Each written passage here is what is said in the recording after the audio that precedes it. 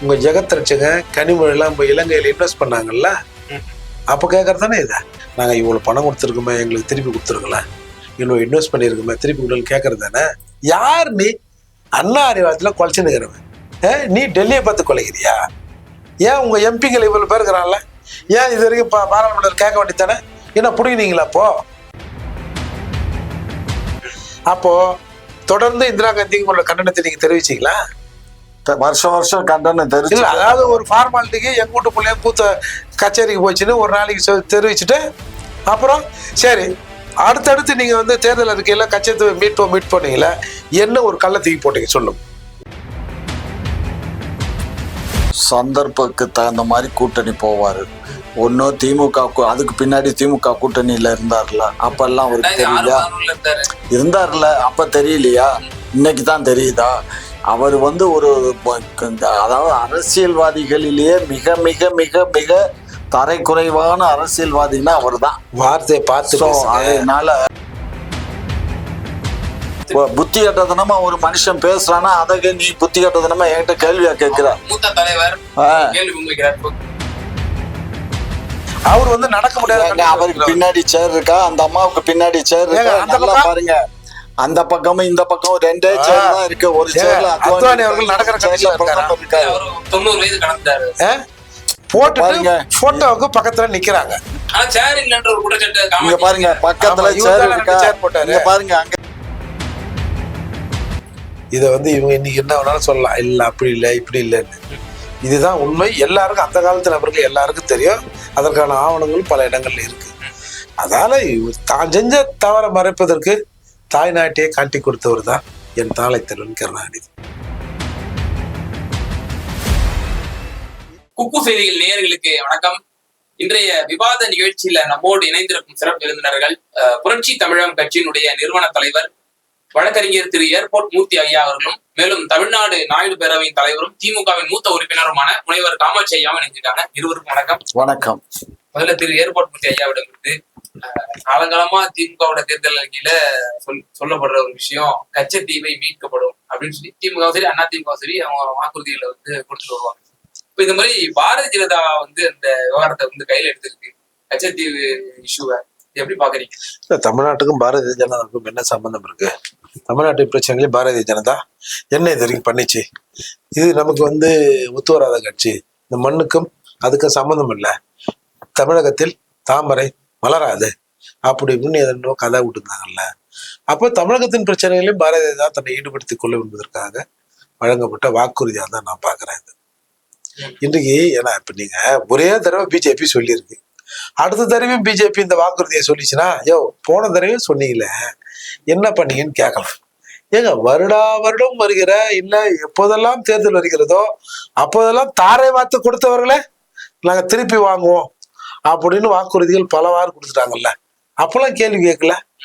அதால தமிழக மக்களின் கோரிக்கைகள் மீது பாரதிய ஜனதா தன் பார்வையை செலுத்தி இருக்குதுன்னு தான் பாக்கலாம். திமுக என்ன சொல்றாங்க அப்படின்னா, தொடர்ச்சியா 10 ஆண்டுகளா நீங்க இருக்கீங்க ஆட்சியில, அப்போல்லாம் வந்து உங்களுக்கு இந்த கோரிக்கைகள்லாம் உங்களுக்கு தெரியாதா? இப்பதான் திடீர்னு உங்களுக்கு கச்சத்தீவு நினைவுல வந்துருச்சான்னு கேக்குறாங்கல்ல. ஏன் வெள்ளக்காரன் ஆட்சியை பிடிச்சி எவ்வளவு நாள் ஆகுது?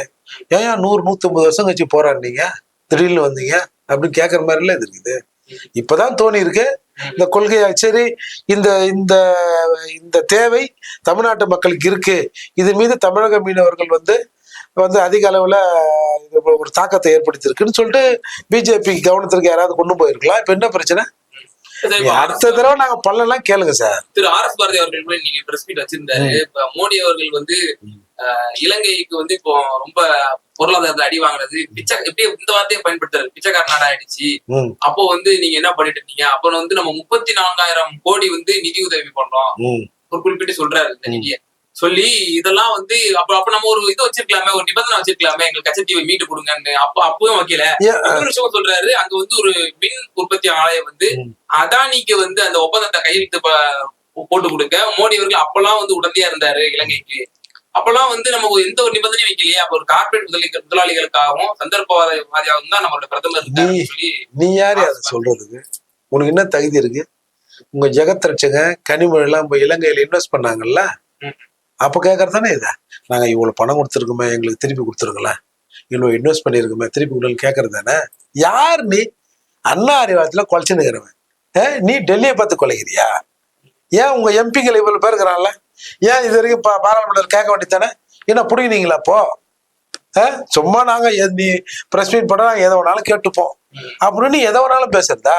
முதல்ல இந்த இடி ரைடு வருது இல்ல, முதல்ல இந்த ஆர்எஸ் பாரதி வாயில ஒரு இடி ரைடு வைக்கணும். இந்த வாய்க்குள்ள என்ன தயாராகுது, எதுக்கு வேணாலும் நீ பேசிடுற அப்படின்னு முதல்ல இந்த வாயில ஒரு ரைடு விட்டா சரியா இருக்கும்னு நான் நினைக்கிறேன். பதில் கவுண்டர் கொடுக்கறதுல என்ன சார் சார் உனக்கு என்ன தகுதி இருக்கு? மூத்த நிர்வாகினா தாராவாத்தி கொடுத்தவன் நீ தானே? அவரே சொல்றாரு, 74ல இந்த கட்சி தீவு தாரை பார்க்கப்பட்ட பொழுது கலைஞர் அவர்கள் எதிராக தீர்மானம் நிறைவேற்றினார் சட்டமன்றத்துல. அப்போது வந்து மாநிலம் முழுக்க வந்து கண்டன ஆர்ப்பாட்டம் நிறைவேற்றி நானே அதுல பங்கேற்றேன் அப்படின்னு சொல்லி திரு ஆர் எஸ் பாரதி சொல்றாருல்ல. ஓ, அப்போ இவங்களோட கண்டனத்தை இந்திரா காந்திக்கு தெரிவிச்சாங்களாமா? சொல்றாரா? சட்டமன்றத்திலே தீர்மானம் நிறைவேற்றி நாங்க அவங்களுக்கு அனுப்பிச்சிருக்கோம். சரி, வேற என்ன மாநிலம் முழுக்க நாங்க வேற என்ன? சரி, அதுக்கப்புறம் இந்திரா காந்தி தான், அதாவது உங்க பேச்சை கேட்காம இந்திரா காந்தி கொடுத்துறாருன்னு சொல்ல வரீங்க, அப்படித்தானே? அப்போ தொடர்ந்து இந்திரா காந்திக்கு உங்களோட கண்டனத்தை நீங்க தெரிவிச்சீங்களா? வருஷம் கண்டனம் தெரிவிச்சு, அதாவது ஒரு ஃபார்மாலிட்டிக்கு எங்க வீட்டு பிள்ளையும் கூத்த கச்சேரிக்கு போச்சுன்னு ஒரு நாளைக்கு தெரிவிச்சுட்டு அப்புறம் சரி அடுத்தடுத்து நீங்க வந்து தேர்தல் அறிக்கையில கச்சேரி மீட் பண்ணீங்களா? என்ன ஒரு கள்ள தூக்கி போட்டீங்க சொல்லுங்க. சரி, ஓகே. திரு காமாட்சி, ஐயா என்ன சொல்றாங்க அப்படின்னா, 10 ஆண்டுகளா நீங்க வந்து கேள்வி கேக்குறீங்க, இவ்வளவு நாள் வந்து வராத நினைப்பு இப்ப வந்துருச்சான்ட்டு. இப்போது நினைப்பு வந்திருக்குல்ல, அதுக்குண்டான வேலையை செய்வாங்க அப்படின்னு சொல்லி திரு ஏர்போர்ட் சொல்றாங்க. வெறும் உங்களுடைய இப்போதைய சிட்டிங் எம்பிக்கள் எல்லாம் வந்து அங்க இன்வெஸ்ட்மெண்ட் பண்ணலையா இலங்கையில? கிட்டத்தட்ட ஜெகத்ரட்சண் அவர்கள் வந்து கிட்டத்தட்ட 38,000 கோடி வந்து அங்க இன்வெஸ்ட்மெண்ட் பண்ணிருக்கதாக வந்து தரவுகள் எல்லாம் சொல்லப்படுது. அப்போ நீங்க இன்வெஸ்ட்மெண்ட் எல்லாம் பண்ணலாம், ஆனா மோடி அவர்கள் வந்து ஒண்ணு செஞ்சா மட்டும் அதானிக்கு வந்து துணை போறாரு அப்படின்ற ஒரு முடியாது. ஜெகத்ரட்சன் அங்க தொழில் தொடங்குறாரு, புரியுதா? இவர் 34 இலங்கை தான் பகை நாடாச்சே. 34,000 கோடி வந்து இவர் வந்து எனாமா கொடுக்குறாரு. 34,000 கோடி வந்து மோடிஜி வந்து எனாமா கொடுக்குறாரு. இவர் தொழில் அங்க தொடங்குறாரு. அதெல்லாம் வந்து இந்த இந்த பண இழப்பு ஏற்படுறதுக்கு முன்னாடி பண்ண வேலை அது, சரியா? அதே மாதிரி இவர் வந்து அங்க வந்து மின்சார தயாரிப்புக்காக திரு அதானிக்கு வந்து இவர் வந்து சப்போர்ட் பண்ணி அந்த கான்ட்ராக்ட். இந்த தொழிலை தொடங்குவதற்காகத்தான் இலங்கையில் நடந்த அந்த ஈழப்போரை முடிவுக்கு கொண்டு வந்ததற்கு இதுவும் ஒரு காரணம்னு எல்லாம் பேசப்படுது. எதுக்கு? எந்த தொழிலுக்கு? எந்த தொழில் நாங்க அங்க கொண்டு வதற்கு பண்ணோம்? இப்ப சொன்னீங்களே, இப்ப இந்த இன்வெஸ்ட்மெண்ட் எல்லாம் அங்க போறதுக்கு காரணமா அந்த நாட்டை சண்டை இல்லாத நாடாக்கி அதை ஒரு பிசினஸ் நடக்கிற இடமா மாத்தணுன்றதுக்காகத்தான் இந்த யுக்தியை கையாண்டாங்கலாம் நிறைய பேர் பேசிட்டாங்க. அது நிறைய பேர் ரோட்ல வரவே எல்லாம் தான் நாய் ரோட்ல போனா இலங்கை பகை நாடா போய் இன்வெஸ்ட் பண்ணுவாங்களா? இலங்கை பகை நாடு எதுக்கு? பகை நாடு இந்தியா. தமிழரை கொண்டு போயிட்டா வந்து இந்த பாருங்க, அது இன்றைக்கு இலங்கையை நம்ம பயிற்சிக்கிட்டா அடுத்த நொடியே சைனாக்காரன் இப்ப ஏற்கனவே அங்க கப்பலை நிப்பாட்டி போர் கப்பல் நிக்குது ஒரே பாம்பு. சரி, அது ஒட்டுமொத்த இந்தியாவுக்கு அது இந்தியாவுக்கு இல்ல, தமிழ்நாடு பக்கத்துல இருக்கு. முதல் அழியிறது தமிழ்நாடு தான் அழியும். தமிழ்நாடோட அப்படியே அந்த பாம்பு அப்படியே நின்றுமா? அது ஆந்திராவுக்கு போவாதா, கர்நாடகாவுக்கு போவாதா? போகும், எல்லா மாநிலத்துக்கு தான் போகும். ஆகையினால நீங்க நினைக்கிற மாதிரி இல்ல. அன்றைக்கு கச்சத்தீவு தார வார்த்ததுக்கு காரணமே சைனா அங்க உள்ள நுழையக்கூடாதுன்னு தான். இப்ப அதுக்கு அப்ப இருந்த பிரதமர்கள் எல்லாம் மாறியாச்சு. இப்ப வந்த பிரதமர் வந்து சைனாக்காரன் கூட மறுபடியும் உறவை வச்சு அவன் இங்க இப்ப கொடுத்துட்டான், அந்த கடல் பகுதியை கொடுத்துட்டான். அந்த அதுல இப்ப அவங்க கப்பல் வந்து அங்க நிக்குது. சோ ஆகையினால இன்றைக்கு வந்து நம்ம வந்து ரொம்ப கேர்ஃபுல்லா தான் இருக்கணும். இந்த திரு மோடி அவர்கள் வந்து பேசுவது எல்லாமே உண்மைக்கு புறம்பான செய்தி. இதுல வந்து 2015ஆம் ஆண்டு வெளியுறவுத்துறை அமைச்சர் திரு ஜெய்சங்கர் அவர்கள் அவருடைய ஸ்டேட்மெண்ட் என்னன்னா, இந்த கச்சத்தீவை வந்து இலங்கைக்கு கொடுத்தது சரியானதுதான், இதுல ஒன்றும் எந்த விதமான தவறு இல்லைன்னு சொல்லி அவரு எல்லா ஊடகத்திலையும் பேசியிருக்காரு, எல்லாத்திலையும் செய்தி வந்திருக்கு, ரிட்டனாவும் கொடுத்திருக்காரு. இதெல்லாம் வந்து இருக்கையில இன்றைக்கு வந்து நாங்க மீட்டுவோம் அப்படின்னு சொன்னா இது நாடகமா இல்லையா? நீங்க சொல்லுங்க ஐயா. இது ஜெய்சங்கர் சொன்னது உங்களுக்கு தெரியாம இருக்கலாம், கேள்விப்படாம இருந்திருக்கலாம். எல்லாம் சரிதாங்க. அன்றைக்கு அந்த சிந்தனையும் அறிவும் காலத்துக்கு ஏற்ற மாதிரி மாறும். இந்த தடவை இவங்க சொல்லியிருக்காங்களா, பல முறை சொல்லி நீங்க என்ன பாணியை புடினீங்கன்னு தான் நான் கேக்குறேன். ஏங்க இவன் என்ன சொன்னா, இங்க வந்து இலங்கையில மீனவர்கள் தாக்கப்படுவதை நாங்கள் தடுத்து நிப்பாட்டுவோம்னு சுஷ்மா ஸ்வராஜ் காலத்துல இருந்து வந்து எத்தனை முறை வந்து இங்க வந்து காங்கிரஸ் ஆட்சி காலத்தில் இல்ல இங்க பாரு, அதெல்லாம் பேசக்கூடாது. ஒன்றிய அமைச்சர்கள் எல்லாருமே என்ன சொன்னாங்க, நாங்க வந்து பாதுகாப்பா இருப்போம். காங்கிரஸ் ஆட்சி காலத்தில் சுட்டு கொல்லப்பட்ட மீனவர்கள் எண்ணிக்கைக்கும் இப்ப கடந்த 10 ஆண்டுகளிலும் எண்ணிக்கைக்கும் நீங்க கம்பேர் பண்ணுங்க. எவ்வளவு பேர் இந்த தடவை சொல்ல போனா ஒண்ணும் இல்லைன்னு கூட சொல்லலாம். ஏதோ 1-2 அந்த மாதிரி ஏதாவது ஃபயரிங் ஆயிருக்கலாமே தவிர முன்ன மாதிரி இல்ல. எத்தனை படகுகளை பிடிச்சாங்க மாசத்துக்கு, ஒரு 500 பேர் பிடிக்கிறான். இருக்கா இல்லையா, சுட்டு கொல்லப்பட்டது இருக்கா இல்லையாங்கிறதெல்லாம் நாங்க பாக்கல. எங்க நம்ம படகுகளை பிடிச்சிடுறான், அங்க கோர்ட்ல நிக்கிறான், அங்க கொண்டு ஜெயில போடுறான். இது நடந்துகிட்டு இருக்கா இல்லையா? திரு காமாட்சி சார், இப்ப இன்றைய தினம் வந்து பாட்டாளி மக்கள் கட்சியினுடைய நிறுவன தலைவர் டாக்டர் ஐயா வந்து என்ன சொல்லியிருக்காரு அப்படின்னா, 1974 வந்து இந்திராவுக்கு பயந்து தான் இவங்க வந்து தாரை வாத்துட்டாங்க. அப்போ வந்து உங்கள் மீது ஊழல் அலிகேஷன் எல்லாம் இருந்துச்சு. அந்த ஊழல் அலிகேஷன் எல்லாம் வந்து அவங்க விசாரணைக்கு எடுத்தாங்க அப்படின்னா உங்க அமைச்சர்கள் உங்களோட ஆட்சிக்கே வந்து கலைக்கிற அளவுக்கு போயிடும். அந்த பயத்தினாலதான் வந்து இந்திரா காந்திக்கு நீங்க போதிய அழுத்தம் கொடுக்கலன்னு சொல்லி டாக்டர் ஐயா இன்னைக்கு ஒரு அறிக்கை இங்க பாரு, அவரு வந்து சந்தர்ப்பக்கு தகுந்த மாதிரி கூட்டணி போவாரு. ஒன்னும் திமுக, அதுக்கு பின்னாடி திமுக கூட்டணியில இருந்தார்ல, அப்ப எல்லாம் அவருக்கு தெரியலையா? இருந்தார்ல, அப்ப தெரியலையா? இன்னைக்குதான் தெரியுதா? அவர் வந்து ஒரு, அதாவது அரசியல்வாதிகளிலேயே மிக மிக மிக மிக தரைக்குறைவான அரசியல்வாதினா அவர் தான். வார்த்தையை பார்த்து அதனால இதெல்லாம் வந்து வார்த்தையை பார்த்து பேசுங்க தயவு செஞ்சு. எவ்வளவு புரட்சிகர திட்டங்கள்லாம் அவர் கொண்டு வந்தாரு, அதெல்லாம் நீங்க மறந்து. அப்படியா? திட்டங்கள் யாருக்கு? ஊருக்கு தான் உபதேசம், தனக்கு இல்ல. ஊருக்கு தான் உலகமே போற்ற அளவுக்கு சார், ஊருக்கு தாய உபதேசம். அவரு அவங்களோட கட்சியில வந்து தலைமை பொறுப்புல எல்லா சமூகமும் கொடுக்குறாங்களா இல்லையா? தலித்துகளுக்கு இடம் கொடுக்குறாங்க, சிறுபான்மையினருக்கு இடம் கொடுக்குறாங்க. அந்த மாதிரி நம்ம கட்சியில இருக்கா? நான் என்ன சொல்லிட்டு இருக்கேன், எதை பத்தி இப்ப மதுவை பத்தியோ சிகரெட் பிடிக்கிறத பத்தி பேசிட்டு இருக்கோம். அந்த அரசியல் தன்மையை வந்து நீங்க கொச்சான வார்த்தையை நீங்க இங்க பாரு, அவருடைய இது வந்து என்ன இருக்கு, அவருக்கு என்ன வாக்கு சதவீதம் இருக்கு, ஒரு 5% வாக்கு சதவீதத்தை வச்சுக்கிட்டு இவர் என்னமோ இந்த இந்தியா திருநாட்டையே இவர் தான் ஆள போறது மாதிரி பேசிட்டு இருக்காரு. இதெல்லாம் செல்லாது. புரிஞ்சுக்கோங்க, அவருடைய தன்னுடைய பலத்தை தான் தெரிஞ்சுக்கிறணும். ஏதோ இங்க சில ஆட்களை வச்சுக்கிட்டா அப்படி இப்படிங்கிற அதெல்லாம் ஒண்ணும் இல்ல. அவர்கிட்ட இன்றைக்கு எந்த தொண்டர்களும் இல்ல. தொண்டர்கள்லாம் இன்னைக்கு வெவ்வேறு கட்சிக்கு போயிட்டாங்க. ஒன்னு திராவிட முன்னேற்ற கழகம், 2வது நம்மளுடைய இவருடைய அனைத்து இந்திய அண்ணா திராவிட முன்னேற்ற கழகம், 3வது சீமான், இவர் போன்றவர்கள்ட்ட பிரிஞ்சு போயிட்டாங்க. அதனால பழைய நினைப்பு, அதாவது பேராண்டி அப்படின்னு சொல்லுவாங்க பாருங்க, அது மாதிரி எல்லாம் இனிமே வந்து அவர் மிரட்ட முடியாது யாரையும், புரிஞ்சுக்கோங்க. ஆகையினால தமிழகத்தை பொறுத்த மட்டிலும் நாங்க எப்பவும் எதுக்கும் நாங்க யாருக்கும் அஞ்ச மாட்டோம். நாங்க அன்றைக்கு போராட்டம் பண்ணோம், சட்டமன்றத்துல தீர்மானம் நிறைவேற்றி அன்றைக்கு இந்திரா காந்திக்கு அனுப்பிச்சோம், எல்லாமே பண்ணிருக்கோம். ஜெயலலிதா அம்மையார் வந்து அவங்க மரணிக்கிற முன்வரை அவங்க வந்து பிரச்சாரம் செஞ்சுட்டு இருந்தாங்க, கட்சி தாரை வந்தது திமுக அப்படின்னு. இங்க பாருங்க, இதெல்லாம் வந்து வாய்க்கு பத்தாம பேசுவாங்க. இவங்களுக்கு பதில் சொல்ல வேண்டியது எங்க வேலை இல்ல, புரிஞ்சுக்கோங்க. இன்றைக்கு வந்து நான் வந்து கச்சத்தீவை மீட்டுவேன்னு சொல்றாரு. இந்த 10 ஆண்டு காலம் இவர் தானே ஆட்சி இருந்தது, இப்பயும் ஆட்சி அவர் ஆட்சி தானே இருந்துக்கிட்டு, காபந்து சர்க்கார ஆட்சி நடக்குது இல்ல, அப்புறம் ஏன் மீட்டல? இனிமே இவருக்கு ஓட்ட போட்டு இனிமே வந்து இவரு மீட்டுவாரு. ஏயா புத்தி கட்டதனமா ஒரு மனுஷன் பேசுறானா, அதை நீ புத்தி கட்டதனமா என்கிட்ட கேள்வியா கேட்கிற? மூத்த தலைவர் கேள்வி முன்வைக்கிறார். ஓகே, ஏர்போர்ட் மூர்த்தி சார், இப்போ ராமதாஸ் ஐயாவும் இந்த சமயத்துல வந்து கடுமையான விமர்சனம் வைக்கிறாரு. அப்போதைய அரசு வந்து ஊழல் அலிகேஷன் இருந்துச்சு, அப்ப ஆட்சி கவிழ்ற மாதிரி இருந்துச்சு, அந்த ஆட்சியை தக்க வைக்கிறதுக்காக தான் கச்சத்தீவை தாராவாத்தாலும் பரவாயில்லன்னு சொல்லி தாராவாத்துட்டாங்கன்னு சொல்லி ராமதாஸ் ஐயா விமர்சனம் சார். வெளிப்படையாக இந்திரா காந்தி அம்மையார் கருணாநிதியை மிரட்டியதாக எல்லாரும் சொல்லுவாங்க. மிரட்டினா எதுக்கு மிரட்டுவாங்க? நீ அங்க கையை வச்ச இங்க கையை வச்ச அப்படின்னு மிரட்டியதாக சொல்லுவாங்க. அந்த மிரட்டலின் அடிப்படையில் கருணாநிதி பணிந்தார் என்பதுதான் வரலாறு. இத வந்து இவங்க இன்னைக்கு என்ன வேணாலும் சொல்லலாம், இல்ல அப்படி இல்லை இப்படி இல்லைன்னு. இதுதான் உண்மை. எல்லாருக்கும், அந்த காலத்து நபர்கள் எல்லாருக்கும் தெரியும். அதற்கான ஆவணங்களும் பல இடங்கள்ல இருக்கு. அதனால தான் செஞ்ச தவற மறைப்பதற்கு தாய்நாட்டையே காட்டி கொடுத்தவர் தான் என் தாளை தலைவன் கருணாநிதி. இந்த மாதிரி எல்லாம் பேசுனீங்கன்னா நாக்கு அழுகித்தான் போயிடும். நல்லதானே புறம்பான செய்தியை பேசாதீங்க. நல்லதானே இது நாக்கு நல்லா இருக்கும். இன்னுமே பாருங்க. இவ்வளவு பொய்யா புழுவுற உங்களுக்கே நல்லா இருக்கும் போது நாங்க போய் பேசுறோமா, நீங்க போய் பேசுறீங்களா சார்? இவரோட நலனுக்காக கருணாநிதி எதையும் செய்வார் சார். அதுல முதல் தொடக்கம் தான் இந்த கட்சி.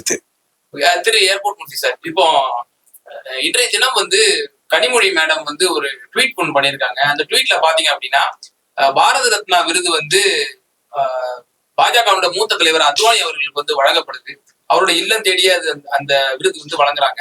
அதுல வந்து அத்வானி அருகையில வந்து மோடி அவர்கள் வந்து அவருக்கு நிகரா சேர் போட்டு உட்கார்ந்துட்டு இருக்காரு. ஆனா பிரசிடென்ட் மேடம் திரௌபதி முர்மு அவங்க வந்து நிக்க வைக்கிறாங்க, நிக்க வச்சு அந்த பதவி கொடுத்துருக்காங்க அப்படின்னு சொல்லி இந்த ட்வீட் போட்டிருக்காங்க. இதுல வந்து தீண்டாமை பிடிக்கப்பட்டிருக்கா அப்படின்ற சொல்லி ஒரு பகிரங்கமான ஒரு குற்றச்சாட்டு வச்சிருக்காங்க. இது எப்படி பாக்குறீங்க? காமாட்சி மாநிலத்துக்கு போய் சொல்லட்டுமா, அந்த விருதை கொடுக்கறதுக்கு அவரு நின்னாரு. அந்த நேரத்துல எடுத்த போட்டோ அது சார். நீங்க தயவு செய்து மக்களே நீங்கள் இதை நன்றாக பாருங்கள். அந்த அம்மா கைய கட்டி நிக்கிறாங்க சார். விருதை கொடுத்துட்டு நிப்பாங்கல்ல, அவர் வந்து நடக்க முடியாது. அவருக்கு பின்னாடி சேர் இருக்கா, அந்த அம்மாவுக்கு பின்னாடி சேர் இருக்கா, நல்லா பாருங்க. அந்த பக்கமும் இந்த பக்கம் ரெண்டே சேர் தான் இருக்கு. ஒரு சேர்ல அத்வானி அவர்கள் நடக்கிற கட்சியில இருக்காரு. 90 வயது கடந்துட்டாரு. போட்டுட்டு போட்டோவுக்கு பக்கத்துல நிக்கிறாங்க. ஆனா சேர் இல்லன்ற ஒரு குற்றச்சாட்டு இங்க பாருங்க, பக்கத்துல சேர் இருக்கா, இங்க பாருங்க, அங்க சேர் போட்டு பாருங்க, படத்தை பாருங்க, நல்லா பாருங்க. அதாவது சும்மா இதெல்லாம் வாய்ப்பு பார்த்தாத பேச்சு.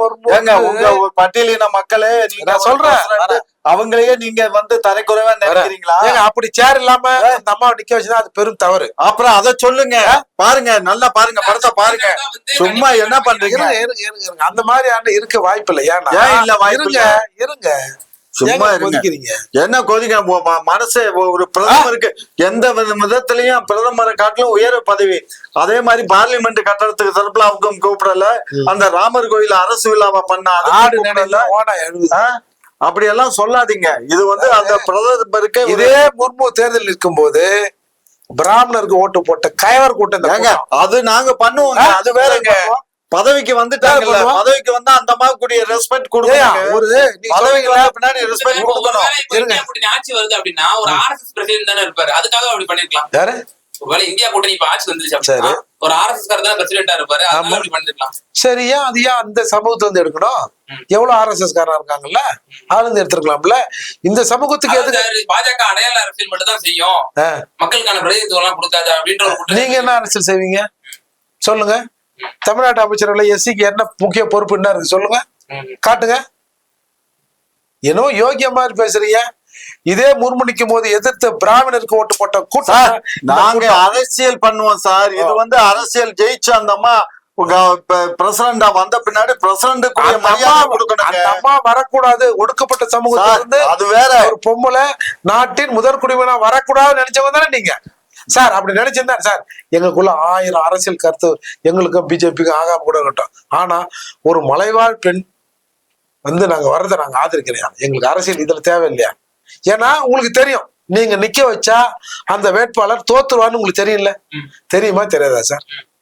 தோக்குற வேட்பாளர் பின்னாடி அலைஞ்சிங்களே ஒரு கௌரவமா, ஒரு பெருந்தன்மையா, யோ நாங்க இந்த சமூகத்துல இருந்து ஒரு அம்மா வரத நாங்க வரவே இருக்கிறியா அப்படின்னு ஓட்டு போட பக்கு இருந்ததா உங்களுக்கு? இன்னைக்கு பேசுறீங்க ஏங்க? இத மறைக்கிறதுக்கு நீங்க என்னென்ன பேசுறீங்க? இது தப்பா ரைட்டா? அத பத்தி பேசுங்க. அப்படி சும்மா இருங்க அடையாள அரசியல் பட்டாங்க சார். நிக்க வச்சிருந்தா ஒரு தலித்த வேட்பாளரை நிக்க வச்சுட்டாங்க. அவங்களுக்கு உண்டான மரியாதை கொடுக்கணுமா இல்லையா? வந்து புதிய நாடாளுமன்ற அந்த அந்த அந்த மாதிரி புதிய நாடாளுமன்ற தலைமைச் செயலம் கட்டப்ப கூப்பிட்டீங்களா? கவர்னர் கூப்பிட்டீங்களா? திறந்தீங்களா? கூப்பிட்டீங்களா? ஏங்க என்ன பேசுறீங்க? யார் சொன்னா கவர்னர் வரல? எங்க வந்தாரு? யார் சொன்னா? வரல. இங்க பாருங்க, பிரதமர் வந்தார்ல. பிரதமர் வந்தாரா இல்லையா? சரி, பிரதமர் தானே வந்து சோனியாஜி பிரதமர் எல்லாம் வந்தானே ஓபன் பண்ணாங்க தலைமைச் செயலகம். அப்புறம் கவர்னர் வராம எங்க போனாரு? இல்ல உங்களுக்கு என்ன இப்ப தெரியல? கவர்னர் வரலன்னு நீங்க என்ன பொய் பேசுறீங்க? தலைமைச் செயலகம் திறக்கும் போது கவர்னர் வந்தாங்க, பிரதமர் வந்தாங்க, ஒரு ஃபார்மல் எல்லாம் தான் வந்தாங்க. எது நீங்க என்னமோ பாருங்க. அந்த இன்விடேஷன் சொல்ல வருது என்ன? தீண்டாமை கடைபிடிச்சாங்க சொல்ல வரீங்க? ஆமா ஆமா, தீண்டாமை இப்ப வழக்கு பதிவு பண்ணணும். உங்க ஊர்ல தீண்டாமே இல்லையா? யார் சொன்னா? ஊராட்சி மன்ற தலைவர்லாம் கொடியேற்ற முடியாத நிலை இருந்தது. ஒரு 20 ஊராட்சி மன்ற தலைவர்கள் கொடியேற்ற முடியலன்னு ஏன் தீண்டாமை வழக்கு தொடர வேண்டியதானே? இவ்வளவு பேசுறதுக்கு நீங்க தானே ஆட்சிங்க. தலைவர் நீங்க இருக்கீங்கல்ல, நீங்க தானங்க ஆட்சி. நீங்க வழக்கு தொடர வேண்டியதானே. நீங்க தானங்க ஆட்சி. நாங்க ஆட்சியில இருப்போம், நீங்க வழக்கு தொடுக்கலாம்ல, வெளியில கொண்டு வர வேண்டியதானே. இதுல நம்ம வேங்க வேலை வழக்கு தொடர்ந்து ஏன் வழக்கு வயலுக்கு யாரும் வழக்கு போட்டீங்க? ஏன் போடல இவ்வளவு நாளா? சும்மா இருக்கு. நீங்க வேற காமாட்சி, நீங்க வந்து பிஜேபி மேல குற்றம் சாட்டிக்கிறீங்க. அவங்க அடையாள அரசியல் தான் பண்றாங்க, பேரு இந்த போஸ்டர் கொடுப்பாங்க, ஆனா அந்த மக்களுக்கான பிரதித்துவம் கொடுக்க மாட்டாங்கன்னு நீங்க சொல்றீங்க. ஆனா உங்கள் மீது கேள்வி எழுப்பப்படுது. நீங்க பெரம்பலூர்ல இந்த ஆராசா இதுக்கு வந்து நீலகிரிக்கு மாற்றப்பட்டாலும் கேள்வி இருக்கு. மீண்டும் மீண்டும் இப்ப திருமாவளவன் அவர்களுக்கு வந்து பொது தொகுதியே கொடுத்து தனி தொகுதியே கொடுத்துருக்கீங்க. பொது தொகுதிக்கான வாய்ப்பு கொடுக்கவே இல்லை, அவருக்கு மறுக்கப்பட்ட. சார் இந்த கர்ம உச்ச தேர்தலை கூட விட்டு தொலைங்க சார். இவங்களை எங்கன்னா நிக்க வைக்கிட்டோம், மூத்த சந்திரன் நிக்க வைக்கிட்டோம், இல்ல முச்சந்தில கூட நிக்க வைக்கிட்டோம். ஒரு பீத்தண்ணியை குடிச்ச ஜனங்க 1.5 வருஷம் அது கண்டுபிடிக்க துப்பு இருக்கா உங்களுக்கு? அதை வெளியே சொல்ல துப்பு இருக்கா? இந்த நிகழ்வு அந்த அம்மாவை சேர் இருந்து நிக்க வச்சிருந்தாங்கன்னா தவறு. அந்த மாதிரியான இருக்க வாய்ப்பு இல்லை. அவர் வந்து உடம்பு சரியில்லாத அவருக்கு மாலையை போட்டு அந்த அவார்டை போட்டுட்டு, ஏன்னா பிரைம் மினிஸ்டர் இந்த ஜனாதிபதி தான் அந்த அவார்டை கொடுப்பாங்க, கொடுத்துட்டு அந்த அம்மா பக்கத்துல போட்டோவுக்கு நின்று இருக்கலாம். இல்ல அதான் பிரதமரும் நின்று இருந்தா அந்த பிரச்சனையே வந்திருக்காரு. சரி, நின்று இருக்கலாம். அது அந்த மாதிரி வேணும்னே அதை வந்து பண்ணியிருந்தாங்கன்னா அது கண்டிக்கத்தக்கது. உங்களுக்கு என்ன பிரச்சனை? நீங்க இன்னும் யோகியமா நாங்க தாங்க பிரச்சனை பண்ணுவோம், நாங்க தான் எதிர்கட்சி, நாங்க தான் பிரச்சனை பண்ணுவோம். அப்ப இது அரசியல தான் பாக்குறீங்க. எந்த ஒரு நடவடிக்கை நிறைய மாநிலங்கள் ஆளுது, 19 மாநிலங்கள் வந்து பாரதிய ஜனதா. ஆனா நிறைய மாநிலங்கள் வந்து தலித்த முதலமைச்சர் ஆக்கி இருக்காங்கல்ல பாரதிய ஜனதா. ஆக்கி என்னவா வச்சிட்டு இருக்காங்க? ஆக்கியிருக்காங்க எஜமானர் சார். இதெல்லாம் அழகு பாக்குறாங்கல்ல, இது அழகு பார்க்கல, எடுபடியா வச்சிருக்காங்க. எடுபடிதான், அவ்வளவுதானே. அதே மாதிரி நீங்க ஒரு எடுபடி போடுங்களா பாப்போம். நாங்க எடுபடி தான் எங்கள்கிட்ட, நாங்க அப்படி எல்லாம் எடுபடியா வச்சுக்க மாட்டோம். ஒரு ஃபார்மாலிட்டிக்கு போடுங்க. ஏயா எங்கள்கிட்ட நாங்க அப்படி எல்லாம் பண்ண மாட்டோம். நாங்க உரிமைக்காகத்தான் நாங்க அவங்களுக்கு கொடுக்குறோம், அவங்களுக்குரிய உரிமையை அவங்களுக்கு நாங்க கொடுக்குறோம். ஆனா அவர் வந்து எல்லாருக்கும் அந்த பிரதிநிதித்துவத்தை கொடுக்குறாரு. அவரு தலைமை பொறுப்புல எல்லா சமூகத்துக்கும் இடம் கொடுக்குறாரு. நம்ம ராமதாஸ் ஐயாவை நம்ம இப்படி சொல்றோம், தேசதாரின்றோம். இது பாரதிய ஜனதா எல்லாருக்கும் தலித்துக்கு வந்து வாய்ப்பு கொடுக்குறாங்க. முதலமைச்சர்கள்ல வந்து தலித்து இருக்காங்க, அமைச்சரவையில தலித்து இருக்காங்க. ஏங்க கக்கூஸ் கட்டுறதுக்கு ஒதுக்கப்பட்ட நிதியை திருப்பி அனுப்புறீங்க. நீங்க எல்லாம் ஒரு மனுஷன் ஆட்சி நடத்துறீங்க. சும்மா இந்த இதெல்லாம் பேசாதீங்க. என்ன காரணத்துக்காக கொடுத்தாங்க என்னங்கன்னா அரசாங்கத்துக்கு எழுதி கேளுங்க. அதை விட்டுட்டு ஏதோ வாய் பிடிச்சதோ மாங்க கத்தாதீங்க. ஓகே சார், உங்களுக்கு இருவரோட கருத்தை பகிர்ந்தமைக்கு ரொம்ப நன்றி.